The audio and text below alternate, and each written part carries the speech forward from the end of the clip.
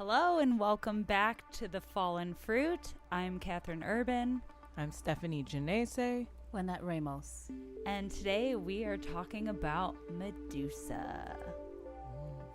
We've always wanted to talk about this dark goddess, and it just seemed to line up perfectly for us right now. Yeah, perfectly. So we're going to get into it. We're going to start off by talking a little bit about Medusa's juicy mythology.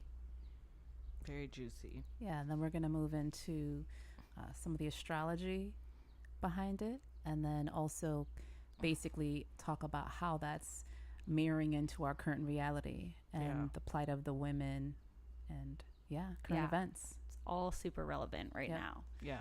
So what do we know about Medusa?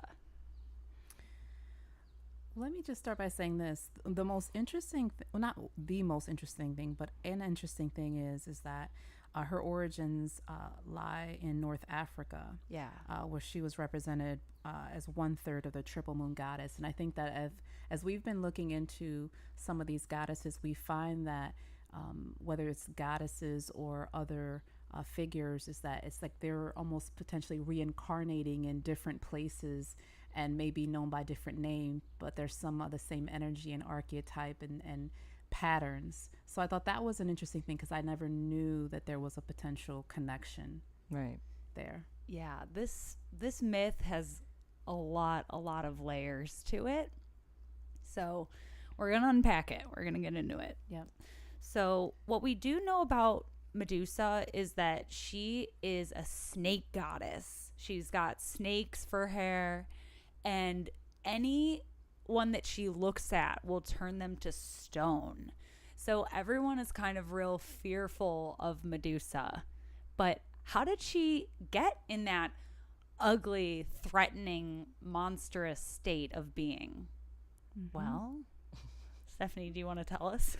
I will tell you. So she was one of 3 sisters. So they were the Gorgon sisters. And they were, pretty, I guess, beautiful young women for that time. And she was very much, I guess, a worshiper of Athena. So she worked in her temple, cleaning, tending to it, making sure Athena was happy. There were gifts to offer, all that good stuff. And apparently Poseidon had his eye on this young maiden and decided to sneak into Athena's temple and have his way with Medusa. So it's kind of up in the air for debate as to whether she willingly, let Poseidon basically bone her in the temple, or if he forced himself and then she was essentially raped. I would like to think that either way, it's not that big a deal, but Athena thought it was a big deal. She did not like nobody fucking in her house. So she decided to put a curse on Medusa and turn her into this monstrous being with snakes for hair. And anytime that she, would look at a man, he would turn to stone, making it very hard for her to bone anybody ever again. Very hard. And one of the myths or stories that I had read about her said that she was quote unquote deflowered by Poseidon, and that the law of the day actually forced her to then become Poseidon's wife. So she had to marry her predator? She had to marry her predator, which doesn't sound far off from some laws we probably had not too long ago, or societal laws, maybe not necessarily set in stone, but it was like common around certain cultures, certain just places around here where things like that, you would hear of that happening. So already we have 3 variations of what happened, but either way, whether she was in her sexuality and was punished for it, or was raped and not shown mercy, or in this case and then having to marry her rapist, basically. Mm-hmm. So either way. Yeah, just a really kind of traumatic origin story for sure, for her to then be this goddess now, which some people might not even say goddess. You know, they might refer to her as just a monster or something like that, because then she elected to get vengeance on all men because of what Poseidon did. Right. So she was reclusive, though, and wouldn't leave her island. But men would come seeking her out to sort of say, like, I'll be the one to, you know, end her, to kill her, To conquer her. to conquer her, and then I'll be this great warrior. So they all came looking to behead her. And, like, what's the symbolism in that? You know, the part of a woman as to what happens after maybe she undergoes some sort of trauma or is forced into a situation, you know. Exactly.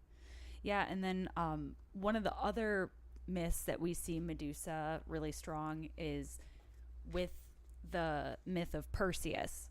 So Perseus, and there's a constellation in the sky called Perseus, and he's holding the head of Medusa. And we'll get a little bit more into that story later of the symbolism of the constellation. But so Perseus is a man. He was born to his mother. I believe Zeus fathered him.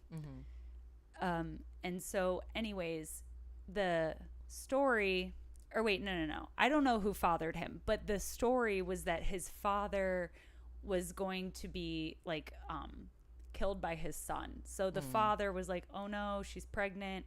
And he boxed up his wife and Perseus in this box, sent them to sea, cast them out. And Perseus and his mother landed on this island, and they ended up being raised by this other man who brought Perseus up to be a man. That man's brother was in love with Perseus's mother. And so in order to get him away, so have you guys ever been in a situation, you have kids, where a man comes into your life and he's interested in you, but he's trying to like get your kids out of the way so he can bone you basically?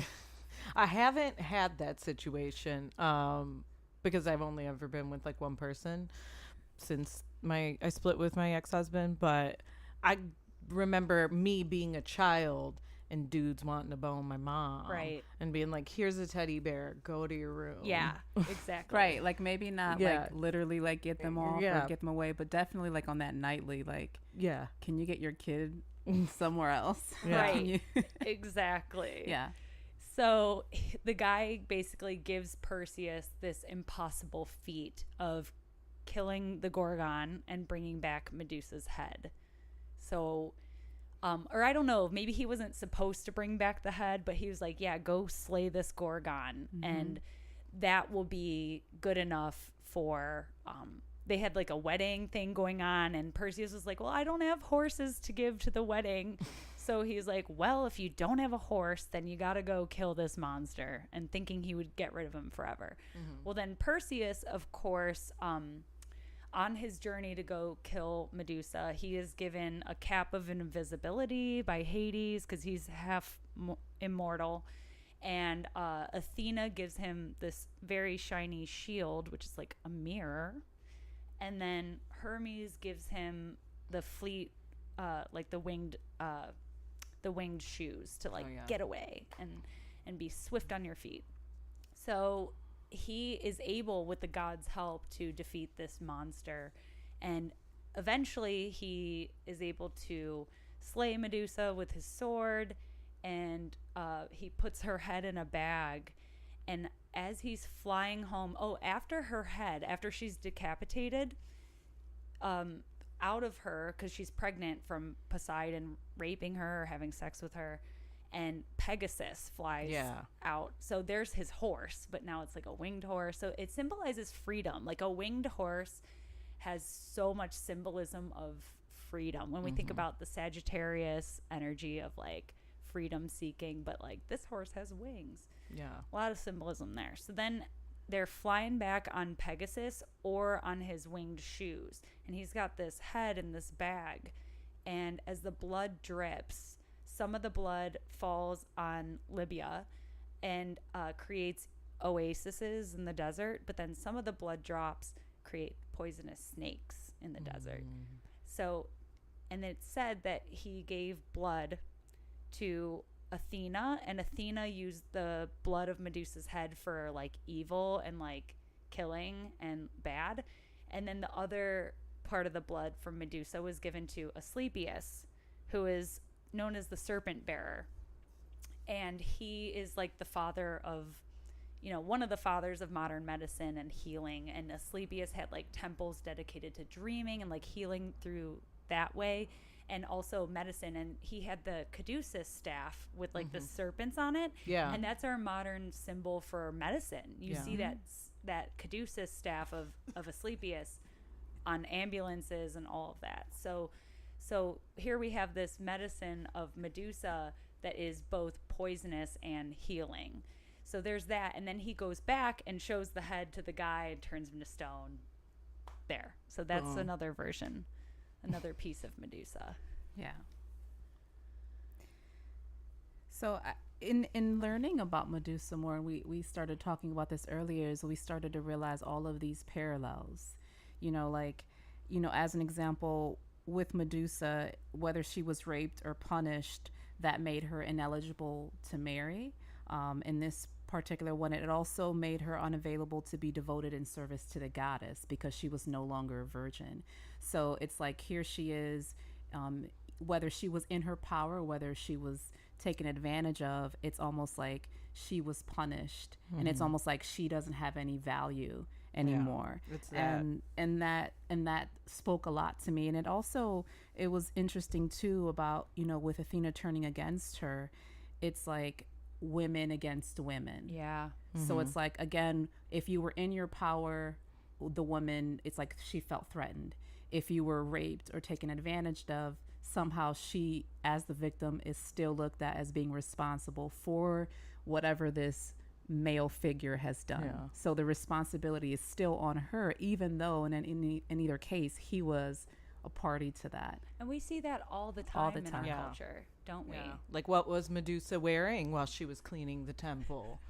Exactly. And like, women are sometimes the first ones to ask that question when you hear, another woman share her story of sexual assault or harassment. It's women are sometimes the first ones to judge, and it's like, how, it boggles my mind, because it's like we're trying to promote this like sisterhood, divine sisterhood, and be here for each other and support each other. And then once somebody sort of ruins our good name, as ruins the name of the collective of women, then she's cast out. She's a ruined woman. That's where that sort of like stigma comes from. It's like she's no good anymore. Yeah, and there's like this theme of jealousy that we are seeing over and over again through the Medusa story. So like, was Athena maybe on some level a little jealous? Maybe there was something about Medusa's sexuality that she didn't understand. We fear what we don't understand, because Athena is a young maiden in this story. So she may not have been initiated into the sexual mysteries yet. That's actually another point that in my research I found that they said that potentially Medusa was the dark side of the goddess. So Athena was the light and Medusa was the dark. So it's almost like Athena wasn't in touch with her sexuality. She wasn't in touch with her power. So it was almost like when Medusa was acting, quote unquote, in this way, Athena was like shunning her. It's true. Athena is a distinctly unsexual goddess. Distinctly so. She was kind of more like one of the boys. So she was almost even like one of those girls that's like, I don't have any girlfriends. I just skateboard with the boys. Yeah. I'm only like hanging out with guys. I only have guy friends. Yeah. Yeah. It's like, I get, to some extent, maybe you've just had unfavorable relationships with women, maybe where you grew up. It can happen, It can happen. But I think as you mature and become a woman, in a sense, you're not a little girl anymore. If you're still carrying around that notion of like, I only hang with the guys, I'm one of the guys, and just to set your, like, I'm not like most girls, I'm different. You're playing into that conversation of, you know, women are inferior, girls act this certain way, women act this certain way, the feminine is bad, the way the feminine acts, their emotions, their anger, that's all bad. So I don't want to be like that. Yeah, I think like one of the themes I find in this story too is, you know, as a woman, you start going through puberty, especially like I went through it young. I was one of the first girls in my class to get my period. And I did not want to stop watching cartoons. I did not want to stop playing with my toys and like doing my silly kid stuff. I did not want to stop doing any of that. And then it was just like suddenly like you have all these biochemical things happening in your body and you don't understand it. And it's hard. And so I think maybe Athena on some level is kind of speaking to that rite of passage. And you see it with Perseus too. Like he's having to like detach from his mom and go out and like become a man and like do his hero journey. And so you see that theme of like growing up in this myth. Yeah, it's almost like she wants to stay in good grace. She wants to follow the rules. She wants to present herself to be like this beautiful package where, you know, Medusa, she was more in her power and in her sexuality. And we've seen this in other stories where she was shunned and she was forced to be isolated because she was bad. Like that was her punishment. Now you have to go away. You can't be a part of society. Where this one, who was potentially, she was backstabbing and she was persecuting Medusa, she gets to be, we can still deal with you because you're playing by the rules. You're doing what we want you to do, so we'll play nice with you. But because you, on the other hand, maybe were against the rules or you were in your power, you're going to be made an example of. Right. And so, you know, again, depending upon what story we're looking at, Medusa has this level of courageousness that this is who I am. This is, you know, if you want to punish me or if you want to shun me, then let it be what it is. But this is who I am. She's like Stormy Daniels. Right. Like, we'll just pay you to go away. Yeah. Yeah. She's like, but you'll still hear me. Yeah. Yeah. Yeah. And, you know, another point we were talking about too is that when a woman is in her power and she's looked at, whether that's a slut or a bitch or a whore, it's like, we don't want you to behave this way, but there's something about what you're doing that we like, but we don't want to let anyone else know that we like it. We'll or pay we're for afraid it. of it. Yeah, we're afraid of it. We're intrigued by it. And quietly we can actually look at it and be like, man, that's badass. But that's for someone else. Like we don't feel like we have permission to do that. Well, and that's like the initiation, right? Yeah. Of the sexual mysteries of the dark goddess is like knowing. And, you know, we talked about medicine. We talked about the medicine of Medusa's blood. Was it her menstrual blood? In some versions of the story, yeah. And so there's pieces of Medusa that are like equally as poisonous as they are healing. And we look at something like sexuality, and that can be a really destructive thing if misused, or you don't know how to handle what you're working with. Like the snake medicine. If you can't, like, it's a powerful force and you have to be initiated and have training to be able to handle it in a way that it is healing. So we see sexuality can be something that is like supremely healing and regenerative, and it's the most powerful, you know, energy force that there is. It creates life if you use it for that. But yeah, it can also be destructive. Yeah, it can be destructive. I feel like too, like and I almost forgot my point here, but yeah, it can be used. It's the discerning energy. We have to know that with our power comes responsibility. And if you're in your power, you know that sometimes you have to destroy. And sometimes I feel like we in this society don't know how and when to use that energy. Now, we can't be irresponsible and be manipulative and overpower people, but there are times that, you know, if someone is coming in to take what you have or to hurt someone we have to be in a different energy. We have to be in this more protective energy and be okay with being in our power and doing some of the dirty work. And I think that that's something that we just haven't been able to, I think, fully integrate responsibly. Yeah. I mean, Medusa's name actually means to guard or protect.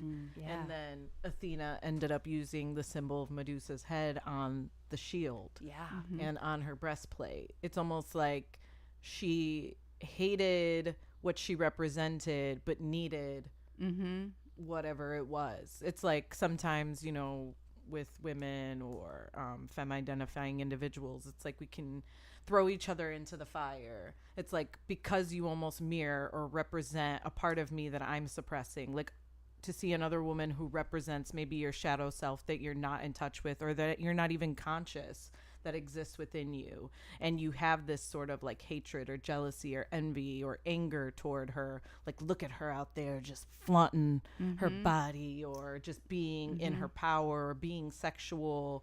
We're quick to almost tear those people down. Right.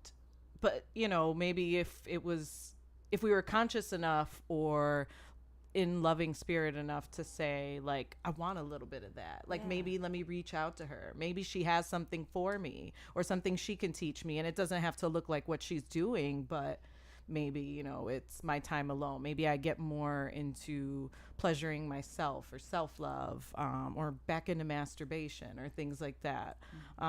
It doesn't have to necessarily look like what everyone else has, but there's medicine and there's healing in sexuality. And I feel like our society has gotten so far away from it. And women are the first ones that we will throw to the fire and sacrifice for finding the power in sexuality. You know what that makes me think of? You know how people have this thing where, like, let's say that there's a relationship between a man and a woman, and let's say the guy cheats. There's this kind of really sick joke that other woman tends to not be as attractive. It's like, why did you potentially ruin this relationship for that side piece whore? But what was it about her that he wanted? Was it that she was more in touch with her her physical side, her sexuality? Maybe because she wasn't as beautiful, she has to use something else. And again, I'm not talking about good or bad, because it's an observation. Yeah. What is it about this other woman that is not as attractive or as appealing that he found something in? Or it can go the other way where it's like, well, you know, what weren't maybe like if you're cheated on, like maybe you don't feel like you're as beautiful. Right. You know? And so like maybe that other person had it. So there is kind of this, again, theme of jealousy here. And when we think about Medusa, you know, we're going to talk about the constellation of her. There's a star called ALGOL that is supposed to represent Medusa's blinking eye. Okay. And I think about the phrase, the green-eyed monster. So, you know, she's turning into this monster, and like there's a lot of emotions going on for Medusa. Like there's themes of jealousy, there's themes of trauma, not being understood. But again, she's powerful. Like she has been initiated into these mysteries, and she's very powerful. It's almost like there have been stories where, let's say, a woman, it was looked down upon if she wore like lipstick, right? Because she's like in her sexuality and her power. And instead of saying, hey guy, you need to control your physical desires and you have to manage it, it doesn't matter what she has on or whatever. And in this case, it's like Medusa, if we look at her stare as being destructive, it could also be looked at as a woman's sexuality, like sexuality when she's in her power. It's like, is it her responsibility to control what that man does? Or is he supposed to say, hey, I don't have to be in my primal self, I can manage it? So again, in these patterns and in these stories, we find again that it always comes back to the woman. Whether she's in her power, not in her power, it's like somehow the responsibility isn't on the man, it's on the woman. Right. It's always, I mean, when you were talking about relationships with there being another person or something like that, it's like people are always quick to blame the other person instead of blaming their partner, or having that conversation around it's more internal between the two of us, then it really doesn't even have anything to do with this other person. Yeah. Right. We're always so quick to right. blame someone else. Like Athena, you know, what was Poseidon's punishment? It doesn't Right. seem, He from doesn't. the stories, that we're reading, it doesn't seem that there was a punishment. He was free to go out and do whatever and desecrate temples all he wanted. And Medusa's, you know, her whole life completely changed. Yeah, and he had zero consequences. He was Right. kind of able to show up, you know, get his dick wet and leave, you know? Right. And like that's basically that still goes on in our Oh, culture where yeah. it's like if you're a woman, you get punished, especially when you're younger. Like you're either going to get a bad reputation for being like a slut or, you know what I mean? Like there's, or like whether you're feeling empowered with your choices and everything like that. I think younger women coming up in today's world have more of that freedom in their sexuality. But like men have like zero consequences. And that brings us to today. You know, we're having conversations about the abortion bans going on and men, you know, there's a lot of pushback for men to get vasectomies. You know, it's kind of more just like the dark goddess being like, hey, if we're going to get punished and you control our bodies, like there needs to be consequences for you. Why don't you guys get vasectomies? And so I think that that's like a funny kind of Yeah. in light pushback. The fact that it's almost like laughable when people bring to light, like, what about male birth control, or what about a vasectomy, because those are less invasive. They can be reversed, where, you know, a woman sterilizing herself or getting her quote unquote tubes tied, it's very invasive. A lot can go wrong. They're not reversible really always. And so why is it that we just think like men having any sort of responsibility or having any sort of preventative planned pregnancy, you know, Planned Parenthood? You go to a Planned Parenthood, who do you see? You see uterus having individuals. If you don't have a uterus, when's the last time you went to a Planned Parenthood? Or, you know, any sort of facility that takes care of those things. It's always the women there. Why does it always fall on our shoulders to make sure like we're taking birth control? We're, you know, if anything does come up, we have to undergo everything. And like our lives have to completely change. It's like, well, if you want men to have equal say, or like the man should have an opinion too if the woman's allowed to have an abortion. And it's like, well, he could have done things to prevent it too, but he was just out here just fucking raw dogging and spitting his seed everywhere to no avail. Like, you know, I have a cousin who has like 7 kids from like 6 different women, and I'm like, what the fuck? But nobody thinks anything of it. Right. But like, if a woman has 7 kids from 6 different guys, it's like, ugh, oh trash. my god, blah, Right. blah, blah. There's definitely a double standard Hell here. yeah, there is. But I want to go back. I want to take a little step back because you brought up a really good point, Stephanie. You were talking about how a lot of times our issue with the other woman or whatever it may be is often our own issue. And in this story, we have the way that the monster was conquered was with the mirror. You know, That's right. like Perseus shunned the mirror in her face and was able to protect himself, and then the monster was slayed. Yeah. It's almost like she was stunned at the vision of herself being reflected back at her. Yeah. And was off her guard for a moment, and then Yeah, and I think like we've all had those moments in life where like you have to take a step back and see, you know, the bad thing that happened to you, how it's become poisonous, and how it might not have been your fault, but like the whole saying like it might not be your fault, but healing is your responsibility kind of thing, and you have to check yourself. And I think that, you know, as we try to become more whole and more of ourselves and get rid of the conditioning, we have to be willing to kind of stumble around a little bit and make some mistakes, because we're trying to figure this out.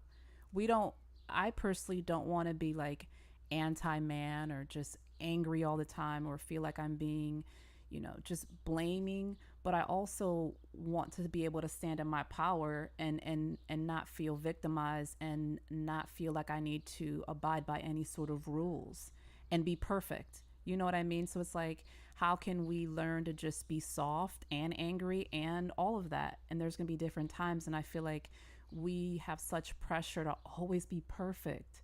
Like to your example with your cousin having all of these children, no one's looking at him any kind of way. Like it's just normal. And as a woman, it's like you could be perfect and do one thing out of line, and all the other stuff you did potentially can be overlooked. Yeah. Right. Because you stepped out of line. And so it's like we really have to, in my opinion, give ourselves permission to figure it out and to test some things and experiment. You know, maybe, you know, like for me, just to give up some personal information, I have been celibate for many, many years. And I think there was a lot of beauty in that. And I even told myself, oh, well, when I go to have sex again, I want it to just be because I'm in a relationship. But do I have to do it that way? Like, again, like, who do I have to answer to but myself? Yeah. And so sometimes it's like we have to forget what women think, what men think. It's like, what do we genuinely feel in our heart, and really being okay with that? And then if it fucks up and if things blow up, it's like, okay, cool, that didn't work. Now I have to do something different. And I feel like we have this pressure.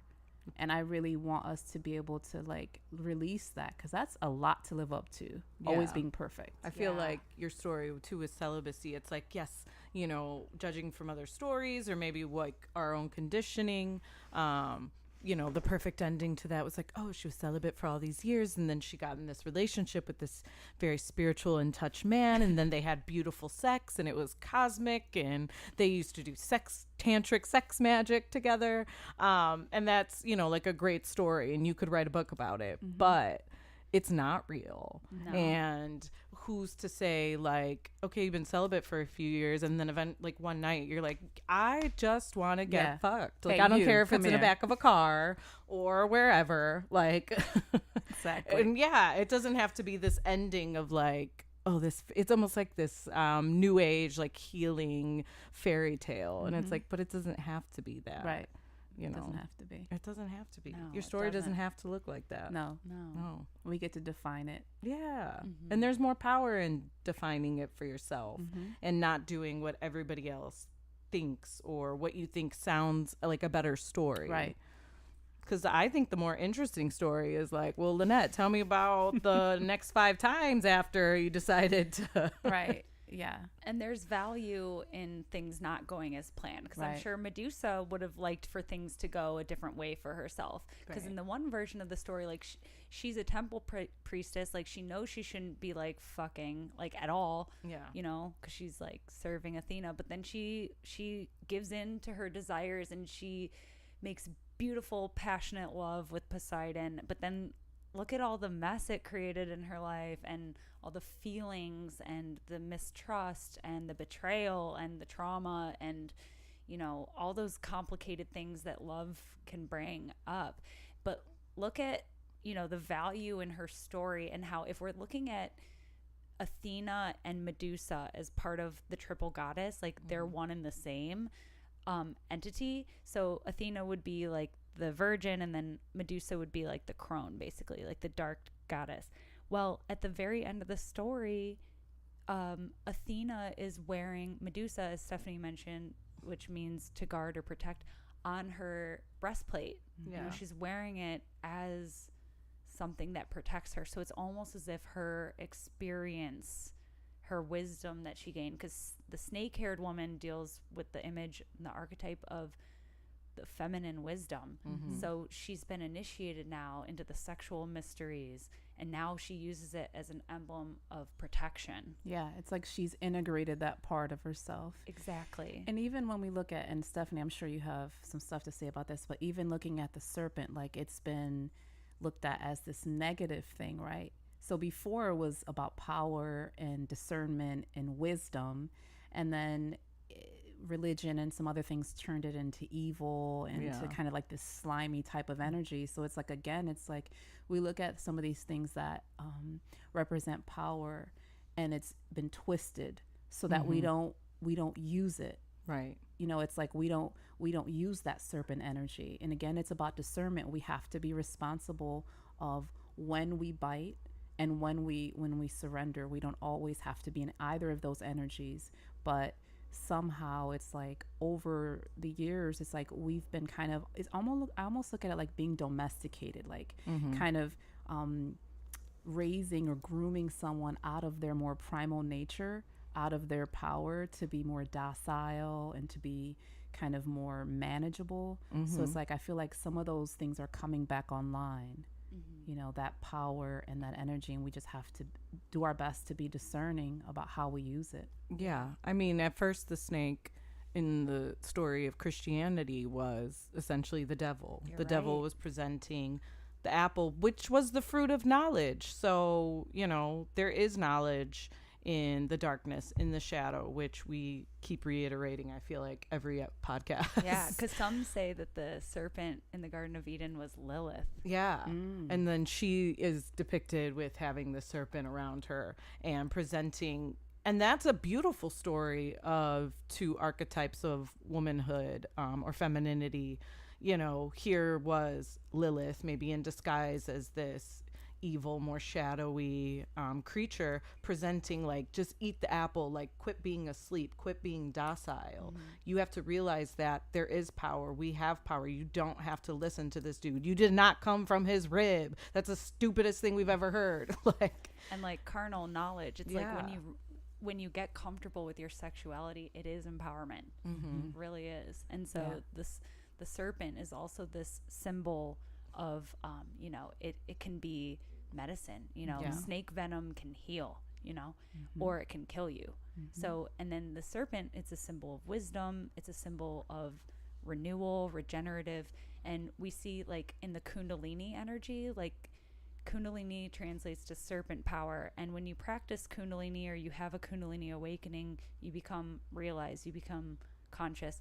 But awareness, if anyone has ever gotten to a state where they're like, I know too much, it's fucking scary, I gotta go like eat some high fructose corn syrup and watch TV, like I gotta come back down because I'm getting too close, like I feel like I know too much and it is scary. So it's like wisdom and knowledge, like it isn't just something that falls in your lap when you're having a nice day. Like it is something that you go through the dark night of the soul to realize, like you see some dark shit, you see some heavy shit that requires a lot of processing. yeah, it's almost like Lilith was offering that to Eden, or to Eve, in that sense of like, listen, but we'll go through some shit, but just take this first bite. Because in a sense, like, people do think ignorance is bliss, but is it? You know? I mean, it can be until the whole world just erupts into fire around you. And then are you still sitting there like that little dog in that meme? Like, I'm okay, I'm fine, everything's fine. Or like, if you had known, could you have maybe done something to stop it or contain it or control it? Well, that's the thing. It's a double-edged sword. Yeah. And that's why it takes a lot of care to handle. Yeah. And they say, you know, however you look at God, source, you know, that whatever, let's just leave it at that. Like they say, like all of it derives from that. So whether you look at it as good or bad, light or dark, it all goes back to the source. So I think even our opinions and ideas of what right and wrong is there's more gray than we thought. And, you know, if you can think about someone in your life who you may not have liked, or who has challenged you or betrayed you, they could have been one of your biggest teachers. So is it bad? Yeah, exactly. So I think we're seeing that a lot in the Athena Medusa dynamic. Yeah. And I don't know, I just keep, again, we keep talking about how like that power can be manipulated. So it's like Medusa was she was not regarded well because of her power, but yet Athena and is it Perseus? I always get the names. Perseus. They both used Medusa's power. Yeah. So it's like they are like, okay, that's bad, but let me get some of that. Yeah. You know what I mean? Like, what's that about? Well, and that was part of Perseus's journey to separate from, basically like get off the teat, basically like from his mom, and he had to go out and like. He danced with the dark goddess. He danced with sexuality. He danced with that primal wisdom. Yeah. Can you talk a little bit more about the how the moon in Scorpio was opposed that star? I think this is going to be fascinating. So, okay. So yeah, speaking about medicines and how there are some substances and forces that can harm as well as heal. It's all in the dosage, right? Well, one such thing is alcohol. And I bring that up because the star associated with Medusa's eye, the head, her beheaded head in the Perseus constellation, her name is ALGOL.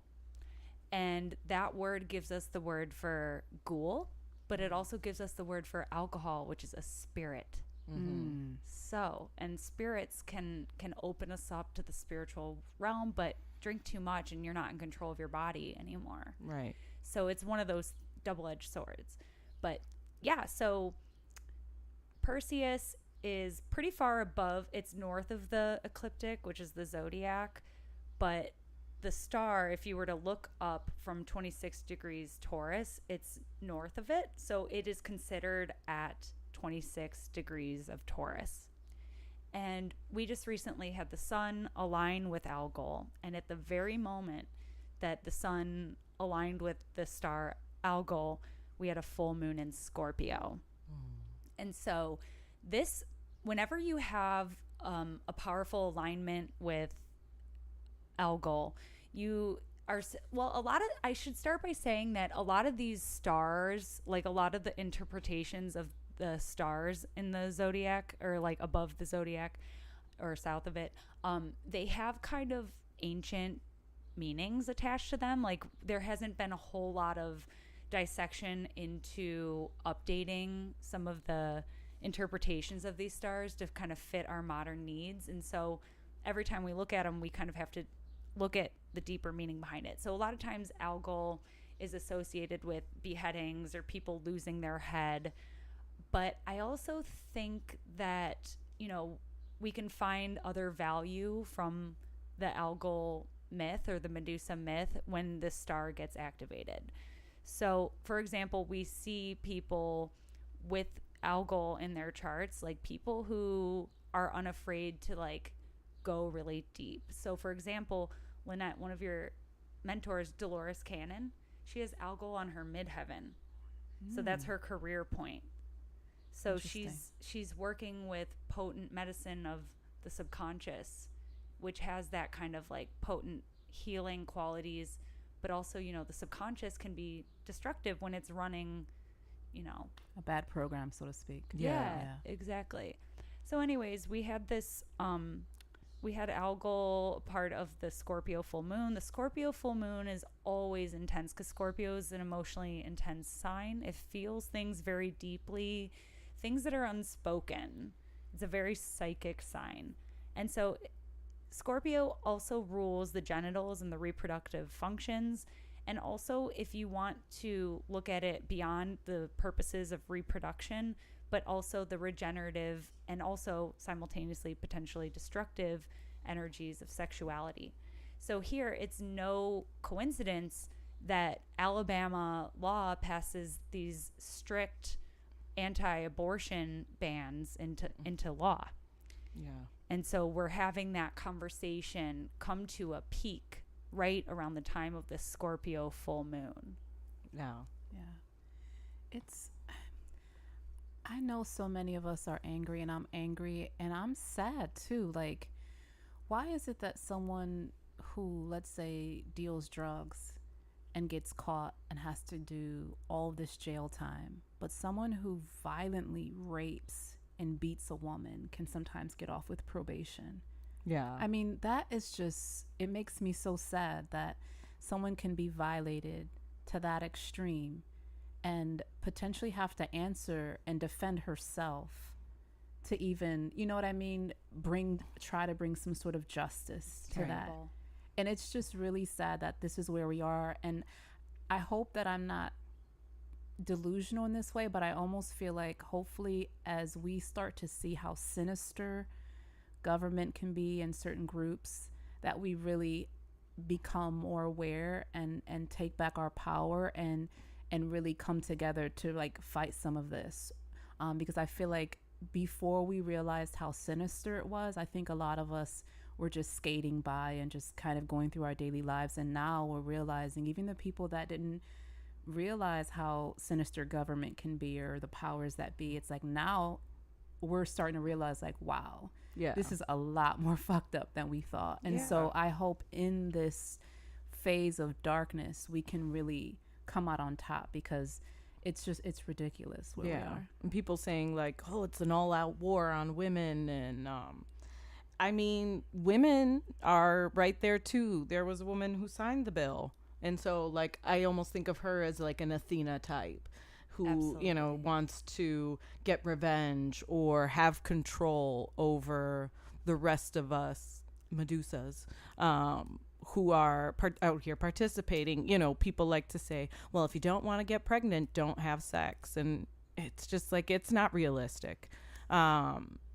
People are going to have sex. People are going to have unprotected sex. People are going to make decisions or not make decisions. You know, there's a lot of stories now out on the news. It's like some of these women didn't get to make the decision if they wanted to engage in sex. They were taken against their will or forced. And why should anyone have to carry out a pregnancy in that trauma? It's like, at least have the choice. If you want to, by all means, like, do you? But if you don't want to, it's like, why should I have to change my whole life? Yeah. And I also think that, like, the woman who signed it into law, like, to be one of the guys, like Athena style, you know, because in her profession, you got to think it's probably very male dominated. Oh, yeah. And so, and I mean, it's one thing, like, you know, you want to stab a woman in the back, like, you know, I guess it happens a lot, but like, this bill is harsh. Women or anyone who gives or provides an abortion can go to jail for life. Yeah. For life. And it's like, what are they trying to accomplish? It's like, we already know that people of color are dominating prison population. There's no question that it's been like systematically done to keep those people in prison and to sort of let the government have control over their lives, what jobs they'll be able to get, where they'll be able to go, if they'll be able to vote or not. And here's this other thing happening, this abortion ban. And make no mistake that those politicians who have their little mistresses or whatever, those women will still have access to safe abortion. Exactly. This is about women in lower income communities or women from maybe just different types of communities. Like, there's no doubt in my mind that rich white women will still have access to safe abortions. Well, because they'll, even if they're in Alabama, they'll travel. They'll have means to travel to go get the procedure like done. Any of those politicians' little daughters, they'll get rid of that baby real quick. Yeah, they're going on vacation to a liberal state like California. Yeah. And there was this meme that was funny in a very twisted way, and it basically made fun, like, if you have a white politician who, let's say, daughter got pregnant by a black man, what do you think he would potentially want for his daughter? You know what I mean? So someone that may be against abortion, but let's say you're racist and your daughter gets pregnant by a minority. Game changer. Exactly. I'm sure they would look at it hooking differently. that baby out of there. Exactly. For sure. And then you brought up people going to prison for like small like drug possessions, but then and you have that, and that's what's really filling up the prisons with a disproportionate amount of people of color, but like you for nonviolent crimes like that. But then you also at the same time have states like Colorado legalizing marijuana, and like a lot of these rich white dudes are the ones like running some of these corporations. I watched a documentary last night called Grass is Greener on Netflix. It's really good. You might pass it up because you're like, oh, it's just another weed documentary, because there's like a million of them. But this one was really, really good because it did talk about that. And they went to like CannaCon, which is like the big get together of the cannabis entrepreneurs. And they were interviewing this white entrepreneur, and he was, you know, they were asking him, what do you think? Do you think the men and women who are imprisoned for their small drug offenses should be allowed out and even given access and a gateway into the cannabis industry, because it would only be right. They were essentially cannabis entrepreneurs on an underground level. And now that it's above ground and you're profiting off of it, don't you think they should have access? And he goes, no, those guys they're not good businessmen. You know, they're just stoners, and stoners don't make good businessmen. And I'm like, I don't know about you. Maybe you haven't been in the underground scene. I'm not trying to put my stuff out there. Please don't come for me. Nobody call the police. But like, theoretically those speaking, are some of the best entrepreneurs. I've never seen people get so creative and the hustle is on. Like, those are going to make the best businessmen. Yeah. Because they're going to be hungry for it. When Yeah. you've got to feed your family and you've got to actually like be out on the streets, your mind is business oriented all the time. So to me, there was definitely like very racist undertones in that statement, Absolutely. because, you know, marijuana was only made a Schedule I drug because it was mostly used by African Americans and Mexicans. They're the ones who actually brought it to the United States and made it sort of like this popular thing.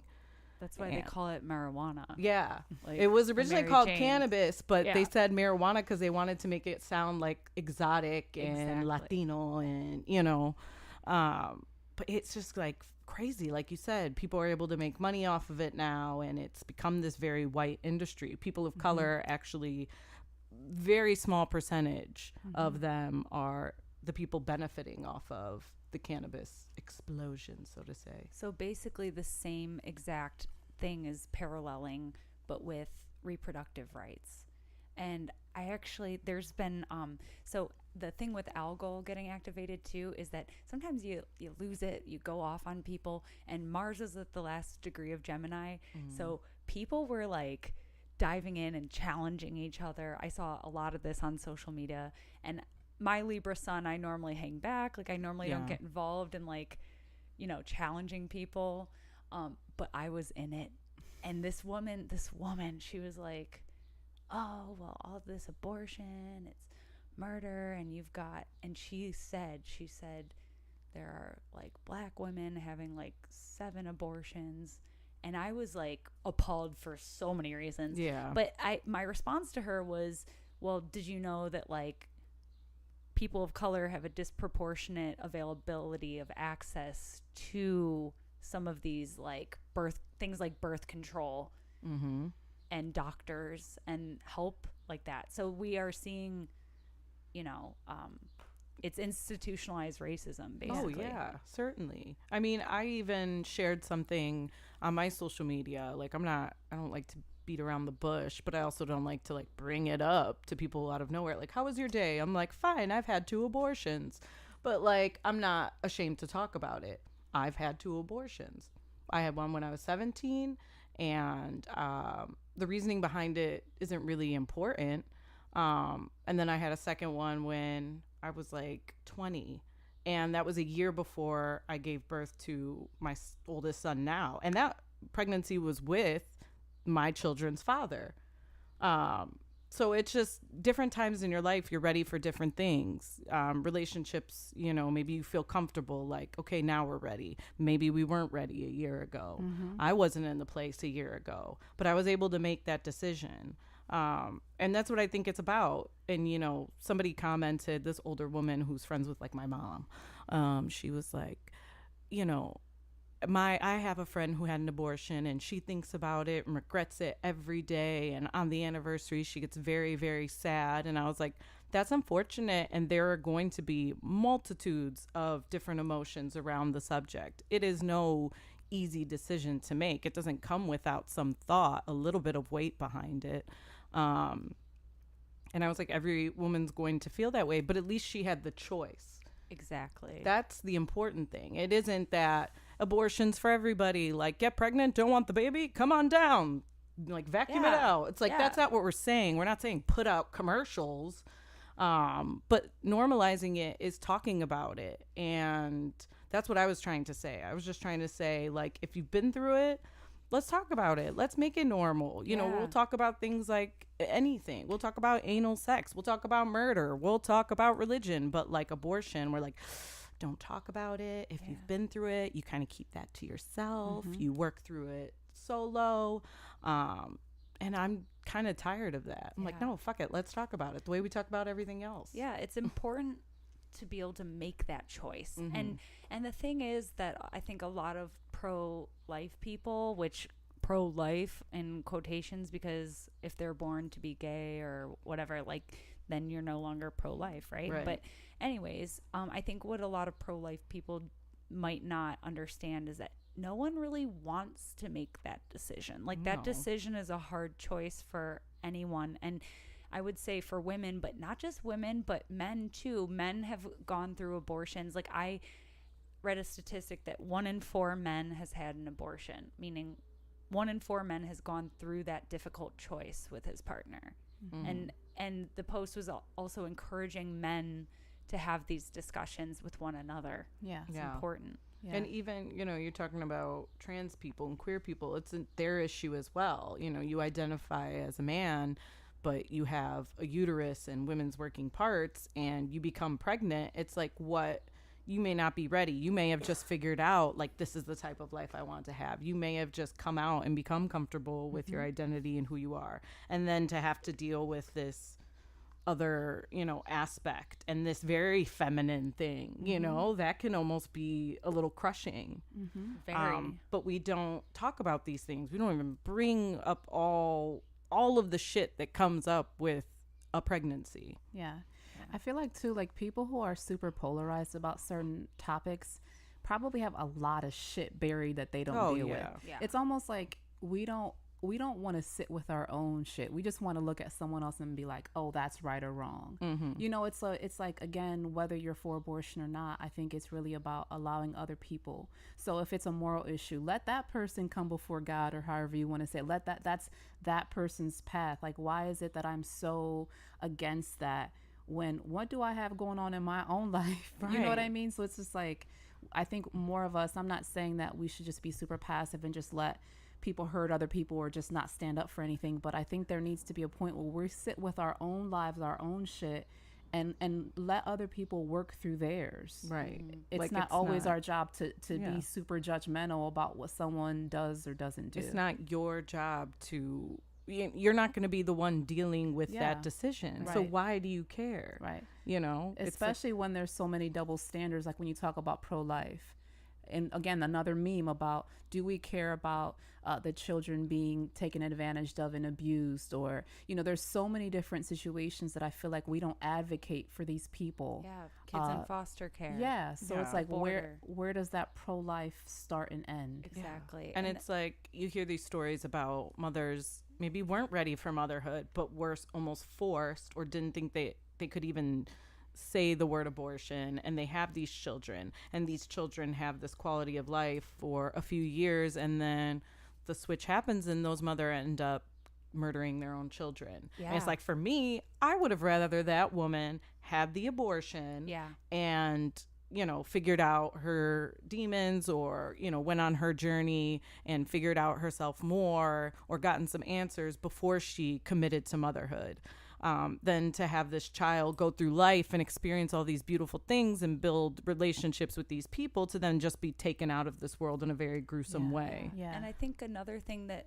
it brings up too is, it's like, we're talking about, you know, the idea of, you know, at what point does it become life? So, like, yeah, you might have a cluster of cells growing in your uterus that will eventually grow into a container for a soul to enter. A lot of different, depending on your spiritual beliefs, like, you might believe that there is a soul in that cluster of cells from the beginning.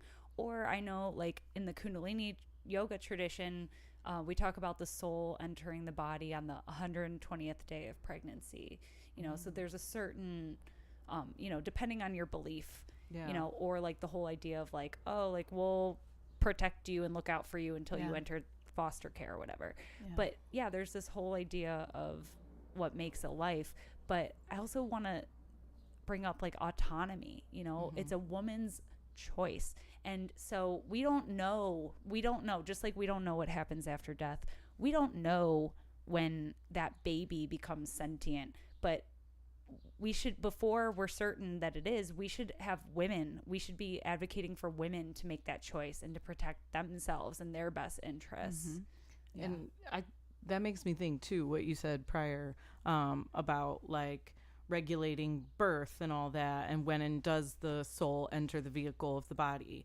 And it's like, so in my mind with this whole pro-life thing, are we going to start government regulating funerals and people's death processions and, you know, death ceremonies? Because if the soul is leaving the body and transcending to heaven or hell, as Christians believe, and Christians seem to be the ones running the show here, so, you know, an Indian funeral or maybe a Muslim funeral or something like that, or, you know, the Mexican Day of the Dead celebration. Are we going to outlaw those things because we think the soul has transcended to heaven or hell? So, Right. you know, why are you regulating then the passage of life into the beginning of birth? If you're not regulating its exit, why are you regulating its entry? Yeah. Sorry. And the thing is too is that like nature has its way. Like a lot of times, you know, you have a body growing inside of you, you're pregnant, but then like, you know, you miscarry, or you have birds in nature that kick a bird out of the nest because they, you know, there's something instinctual. Like you'll sometimes see a cat, it gives birth and then it eats one of its babies. Yeah. Like, I don't know, nature's funny like that is all I'm saying. Yeah. And like also but it's not funny when you have women doing time right now for having a miscarriage and they're in jail for murdering their child. Yeah. Isn't that one of the parts of one law in Alabama? Maybe not Alabama. Maybe there's a couple states. I believe world's it's a fucking woman nuts. in Texas doing Yeah. time for a miscarriage, See, but I've I'm also not had a sure. miscarriage, and if somebody was like, "You've got to go to jail for that," I'm like, "You out of your fucking mind? I didn't even know I was pregnant." Wow. Well, that's the fucked up thing about this 6-week thing. So people who are uneducated about reproductive function, people who are uneducated about sex and female bodies, they think, oh my gosh, like 6 weeks, that's plenty of time for a woman to make a decision. You don't know you're pregnant until like That's sometimes 8-10 weeks. That's it, because everyone's cycle is different. So what they're basing this 6 weeks to decide off of is your last period. So what they don't even take into consideration is that maybe 2-3 weeks later you ovulate, and then depending on your cycle, because my cycle is 6 weeks, so 3 weeks later I'm missing my period. I'm like, well, maybe it's coming. I get to 7 weeks and then it's too late. I go to jail. Yeah. Right? That's a wild thought. It's, yeah, whatever is going on. I mean, I'm glad people are waking up, and, you know, I hate seeing those comparisons where it's like, oh, this is like The Handmaid's Tale, and it's like, no, like that's fiction. And while it does have some scary context, it's like fear-inducing people right now. They're like, oh, it's gonna be like that, and it's like, well, reality is scary enough. Like, you know, a black woman was shot by the police and was screaming, "I'm pregnant! Like, please don't shoot!" and ended up her and the baby are So it gone. doesn't sound like they were very pro-life. Right. And it's like, what about that baby? What about, you know, you hear these horror stories of these women. There was another one, a like 19-year-old girl, somebody on Craigslist or something said, I have baby clothes. And she was like, great, love to pick them up, because she's struggling in this society and this economy to even be able to afford baby clothes. So she says, free baby clothes, dope. Yes, I'll be there. And this person ends up killing her and cutting the baby out of her womb. Whoa. Yeah. It's like, so my thing is, before we even begin to tell women what type of, or, you know, women or uterus having individuals, what they need to do consciously, when they consciously know there is, you know, cells forming in here that will eventually lead to a child that I'll have to commit my life to. If the if women or whoever have the wherewithal to make that decision, let them make that decision. We've got bigger issues here. Yeah. We are putting children in cages and separating them from their mothers. How pro-life are you then? How much do you revere the mother-child bond then? You know, police brutality, killing people, killing children. That child's life didn't matter. Right. You know? Yeah. And we've got to take care of this stuff before we can even think about the lives that haven't even formed yet. Mm-hmm. Right. This makes me think of, if we think about things esoterically, some people would even say maybe we don't look to government for justice. As women, especially those of us who are engaged with like ritual and that type of thing, is there something else that we could be doing to help to manage the stuff that's happening on this earthly plane? Because a lot of us are looking to the oppressor to produce justice, and I don't know if that's really going to work. So I think that there's a time and place for us to do things in terms of grassroots and regulation and law, and I think that we may have to reach back to some of our ancestral ways through ritual, through ceremony, and through some of these plant medicines, some of these other ways of how can we bring these higher, more elevated ways of being and consciousness into this earthly plane. So I think that there's a way to approach it from the more practical sense, and I think that we may need to bring in some of these higher energies to help us to work through some of this stuff here. Yeah, I agree. It's time for us to connect with the goddess in all of her manifestations, you know. And one reason, again, going back to our original mission of this podcast, is we want to talk about dark goddesses because we see a disproportionate amount of representation of the dark goddess. You know, we see a lot of emphasis and value on the mother archetype or the lover archetype, and maybe not so much on the other aspects of femininity. Yeah. And you know, I want to bring up Lilith for a moment too, because Lilith was one of the OG dark goddesses, and she was an herbalist. You know, she was a revolutionary in that way. She was autonomous. She worked for herself. You know, she distributed her healing prowess and her sexuality to assist people. And so that's why prostitution, quote unquote, is one of the first professions. But how do we define prostitution? Are we calling it prostitution was the first profession because that's what patriarchy has told us? Or was it using your body, using your knowledge, using your spiritual connection with your sexuality to help people connect with something deeper? Yeah. But Lilith, she was also known to be an herbalist, and so could it be that her knowledge of herbs and performing abortions, because they didn't have the pill back then? No, there are herbs you can use. I've seen women posting about that, like, we won't stop having abortions, like our ancestors had them. Right. We could easily just not tell y'all about it. And exactly. But what I'm wondering is, could her knowledge of herbs and being able to administer abortions, could that be connected with the other myth that she's a baby stealing demon? oh, for sure. Yeah, That makes absolute sense. yeah. And I think this is, as we talked about, this is the best time, I think, to be talking about the dark goddess, because she can come in and course correct. She can come in and do some of the dirty work.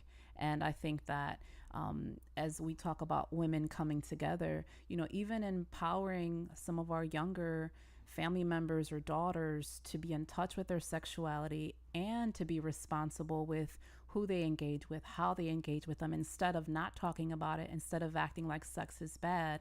So it's like we need to really come together. And again, I'm not saying for us not to work at the legislation and all of that. I think that has its place, but some of us just need to be working with each other and bringing in some of these more ancient ways and how to bring them into the modern world, so that, again, women can be in their power, but we can be responsible. Because I know for me, no one told me about birth control. No one told me about how to honor my body and how to respect myself. You know, it was more for me, it was using sex as validation or helping me to heal, or I guess at that point, those daddy wounds that I wasn't aware Yeah. that I had. So the point is that it wasn't talked about, and so the way that I didn't really value my sexuality the way that I could have or should Yeah. have. So yeah, I feel like we have to just come in and be nurturing and be loving amongst each other, but also know like these times are going to require some intensity and Yeah. some tough decisions, and it's not going to be always pretty. No. Yeah. It's like telling young women that, you know, like, oh, you just don't engage in sex. That's the answer. That's Yeah. it. And it's not realistic. Why aren't we teaching young women about having their power, having the upper hand, but also being responsible? Like, how do you honor your body? You know, here are all these different ways, giving them access, having conversations. Like, teaching kids abstinence is the dumbest shit I've ever heard. Right. They're gonna do it. Right. The same way we teach them that whole, you know, even going back to the drug conversation, that just say no of the 80s. Nobody was just gonna say no. And then you have all this misinformation, propaganda, and with misinformation becomes even bigger problems because people don't know how to handle things. They don't know how to handle drugs. They don't know how to handle sex. And because we've just put them in the dark, close that box, don't talk about it, and then you just have complete chaos when you don't have knowledge. So yeah, I think what's missing is education, because while the United States is kind of going through all this, you have people from like Denmark and other parts of like Europe that are like, well, we discuss this, you know, we start sex education, we start talking about it when kids are young, you know, we even like teach people in school how to break up nicely with one another. Wow. And you know, and like how often, you know, I know when I was younger, I like stayed in relationships too long because I didn't know how to say no. I Right. didn't know how to like confront and say, I don't want to do this, you know? You didn't have the language. Yeah, I didn't have the language. No one taught me, you know, we're largely learning it in the dark on our own, like trying to figure it out. But yeah, education. I had a very powerful conversation with one of my clients. For those of you that don't know, I cut hair a few days a week, and you know, hair, that is like, I could do a whole podcast on hair and its spiritual and psychological manifestations. But, you know, this one particular client, we were talking about how she lets her kids do whatever they want with their hair because it's just hair, and teaching them that they have choices and they have control and sovereignty over their body is going to echo into their teenage years, and guarantee her daughter is going to be able to say no and trust that people will listen when she says no. Yeah. That's so powerful. That makes me even think of my son and I have had conversations because culturally, like, I'm Puerto Rican, and it's a given that when you greet someone like your family, you kiss them or you hug them. And my son would say, why do I have to? Like, I don't even like this person. But, you know, I'm forced to, out of respect, out of culture, out of tradition, to do that. And so I think a lot of the younger generation are beginning to question some of these things that are just, so again, it's like he should have the ability, because it's his body, to say, yes, I want to greet this person and hug them and kiss them, or no, I don't. Right. And whatever form of disrespect you feel is something you're going to have to sit with and deal with. That's not my problem. You're right. Like, we put that on children. Like, don't make this adult feel bad. And that's where you have, especially in our culture and cultures like that, where greeting is very intimate and physical. You have these stories of the funny uncle or whoever, and this Or the person, funny aunt. or the funny aunt, and or like children being like, yeah, you know, I was touched by this family friend or this uncle or aunt, or things were inappropriate. Because where are you giving children boundaries? They don't know how to say no. They don't know that their body is theirs, and they have the option to engage in physical contact and not. Because when you come from a culture where physical intimacy is a way of greeting, even such a basic thing as a greeting, it just, It's yeah, tricky. these lines. I've even seen men in my family, when dealing with a small child, and let's say they want love and affection from this little child, it's almost like you're gonna make that baby cry because you want to kiss. That to me pisses me off, and I Yes. feel like it's not about that. Like, when, for me, now that I've learned, it's like I ask little kids, can I have a hug? Can't. So again, these are these boundaries that I think are being redefined. Yeah. Yeah. Yeah. But there's so many parallels in this story, and I really think that, you know, we're in a time where we are bridging the ancient with the modern, bringing forward what works for us and integrating that into our modern way. And I would love to see myself and other women doing more ceremony and ritual with this dark goddess energy, learning from them. How do we bring forward more power and this ability to make change in our community, but doing it in a responsible and loving way? So I would love to see more of that. I think women could really benefit with connecting with the archetype and learning about that and figuring out for themselves, how do I integrate that and what does this look like for me? Yeah, because I think the dark goddess is very much needed right now, because she is, you know, both. Like, she can be destructive and she can be regenerative and healing. We see that in archetypes like Kali, you know. And so what do we need to destroy collectively so that we can birth forth something new for our daughters and our sons and our future generations? Yeah. I think going back to the Medusa myth, it's like there are good parts of the Athena archetype, that warrior, that strength that she possesses. And, you know, doing away with maybe the jealousy and the envy. And then even with Medusa, you know, the parts of her that maybe she should have been a little more powerful. Maybe she should have, if it was her decision, maybe she should have stood more powerful and be like, I made that decision. I wanted some dick. He came to the temple. Bing, bang, boom. Not bing, bang, boom. Or, you know, if she was forcefully taken, then standing up for herself and be like, this wasn't my choice.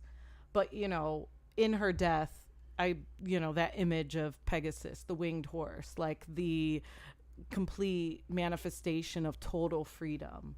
And it's like when we let go of the anger and the hurt and thinking like, it's a war on women, we got to take vengeance against men. It's like, no, it's this complete system that was built by, we're all to, like, women and men are to blame.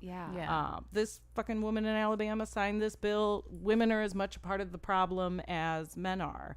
And how do we get complete and total freedom? How do we morph into the Pegasus and expand beyond this? Well, I think part of that too, you know, if we're talking about like what kind of practices can we do, and you know, part of the myth was the reflection, and we talked about that in our last podcast about the dark moon phase and being able to take that time and go within and like look at it. Like, I know with this Medusa full moon recently, like, I did see a glimpse of myself that I didn't like and that has always been there, but I never saw it that way before.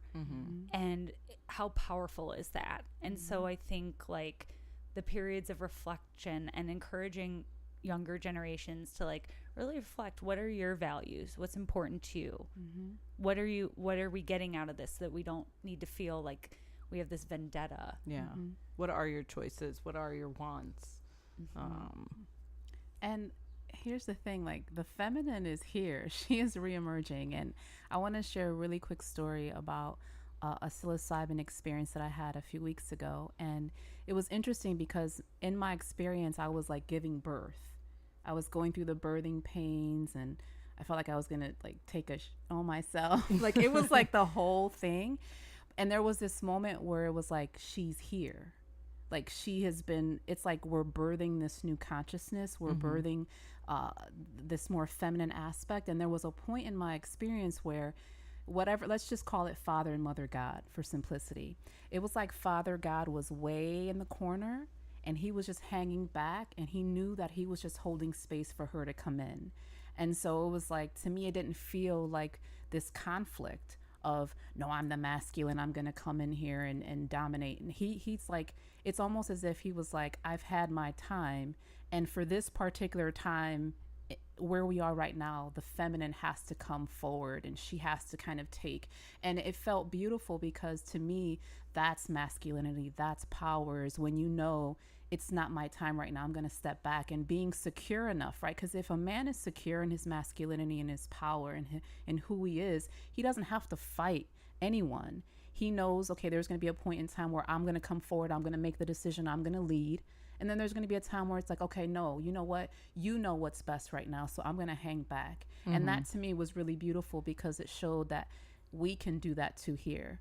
We're not saying men don't have their place or men, we can't allow them to lead in certain ways. But I feel like right now it's about the feminine coming in and restoring balance. And I think that some people are rejecting that and they're fighting it. But I don't know. I think it's going to, I mean, you know, it is what it is. Yeah.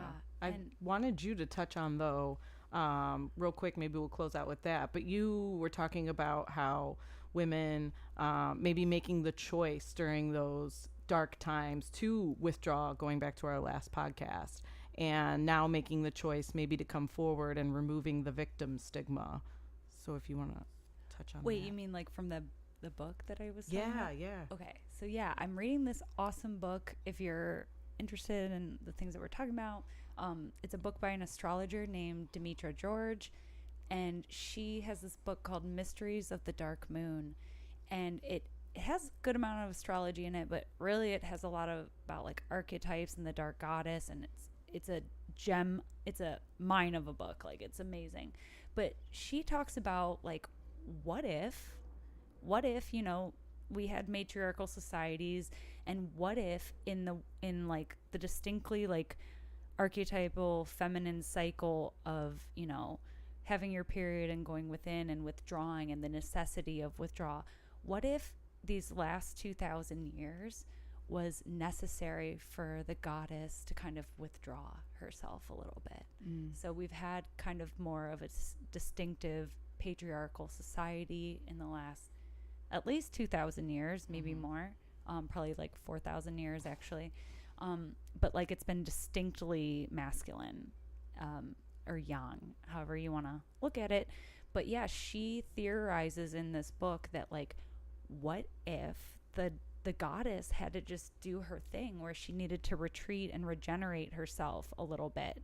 And so now we're kind of at the point in the cycle where she's coming back, you know, but like just barely poking through the soil right now, but we're coming back, and the goddess and the feminine energy will reclaim herself. And yes, hopefully, you know, the men want to do it too, because men, or if you're not binary, you know, we have these polarities within us in some degree of balance. And so we want to awaken the goddess and have a better relationship with her, all of us. And it's not always about gender, to your point. These are about the feminine and masculine aspects within ourselves. So it could be looked at that, okay, now is time for more compassion and nurturing versus domination and power over someone else.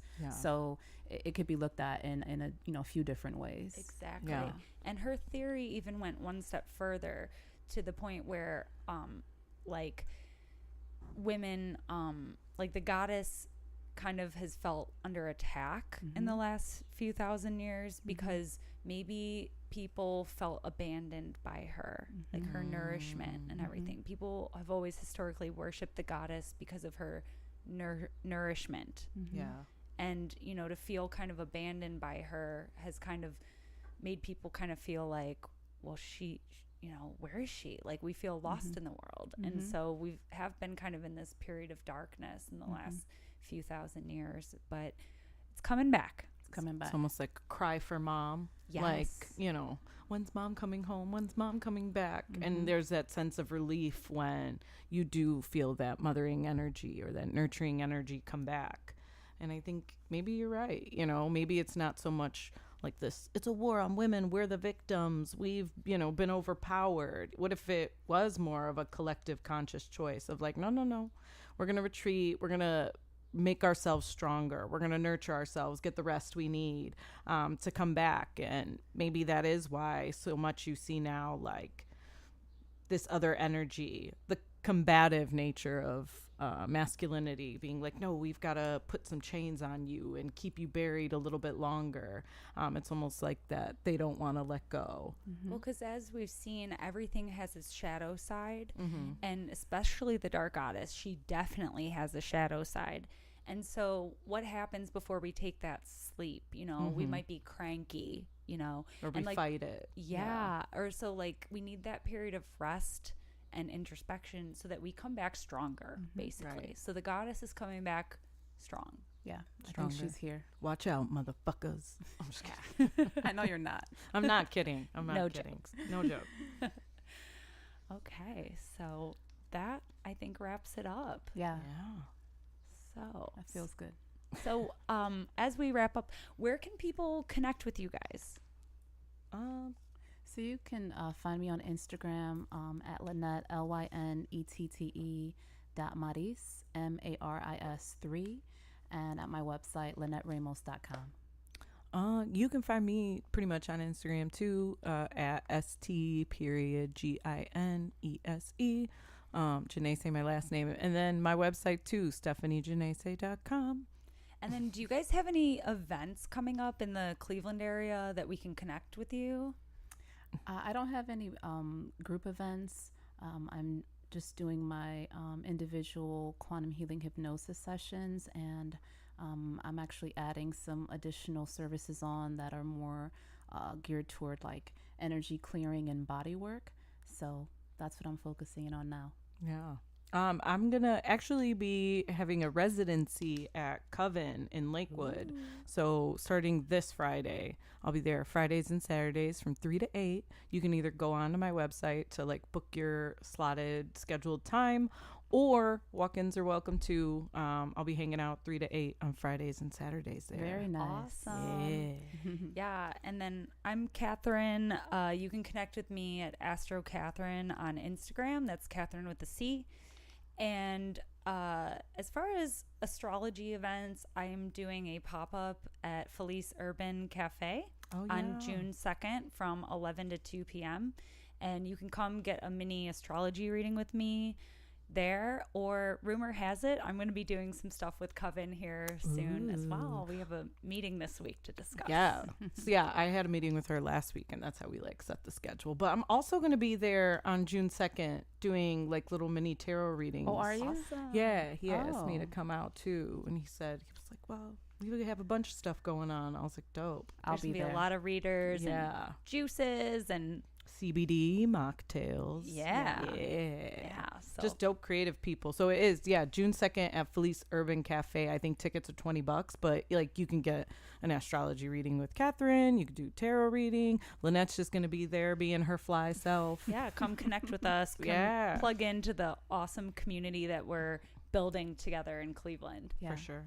So Till all next time. So yeah, until next time, yeah, just stay awesome, stay vigilant, call and donate to the ACLU. Yeah. Stay dark, friends.